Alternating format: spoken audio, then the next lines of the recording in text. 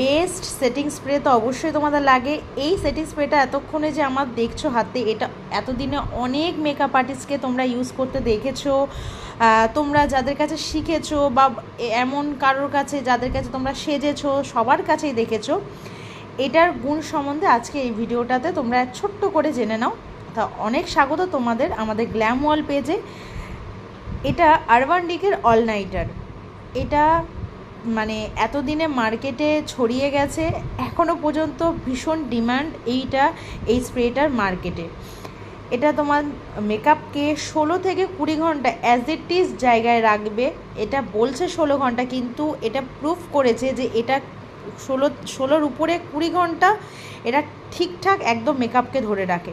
Plus waterproof করে, long lasting তো অবশ্যই বলে দিলাম, এবং ভীষণ লাইট ওয়েটেড একটা মেকআপ সেটিং স্প্রে।